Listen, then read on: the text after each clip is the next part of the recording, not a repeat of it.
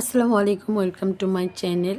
তো আজকে রান্না করেছিলাম কচু শাকের ভর্তা রেসিপি। তো চলুন শুরু করা যাক।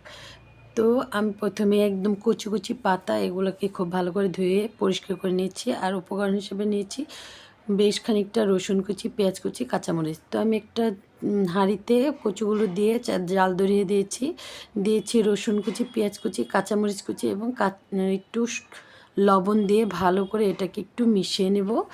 তারপর আমি একটু মিশিয়ে নিয়ে তারপর আমি ঢাকনা দিয়ে ঢেকে দেব প্রায় 1 মিনিটের মতো। 1 মিনিট পর আমি ঢাকনাটা খুলে এটাকে আবারও নাড়াচাড়া করে দেব। নাড়াচাড়া করে আমি প্রতিটা রসুনকে একটু ছাড়িয়ে নিব এবং কচু শাকের সাথে একটু মিশিয়ে দেব। মিশানো হয়ে গেলে আমি আবারও এটাকে ঢাকনা দিয়ে ঢেকে দেব প্রায় 1 মিনিটের জন্য। তো একটু আমি এখানে মিডিয়াম আঁচে রেখেছি, আমি হাই হিট দেইনি কারণ এটা তাহলে পুড়ে যাবে।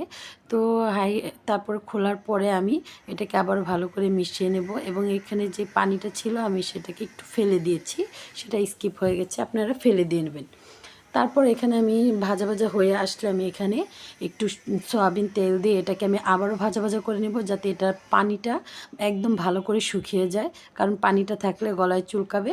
তার জন্য আমি এই পানিটা ফেলে তারপরে আমি নামিয়ে নিচ্ছি। নামিয়ে নেওয়ার পরে আমি একটা বাঁশের মোথা দিয়ে যে কাঁচামরিচগুলো ছিল এবং রসুন এগুলো সব আস্তে আস্তে ছিল, আমি ভালো করে এটাকে মিশিয়ে নিয়েছি। মেশানো হয়ে গেলে এখানে আমি সরিষার তেল ইউজ করব। তো আমি এখানে অনেকখানি সরিষার তেল, তারপরে রসুন কুচিটা একটু লাল লাল ভাজা ভাজা হয়ে আসলে তারপর আমি দেব।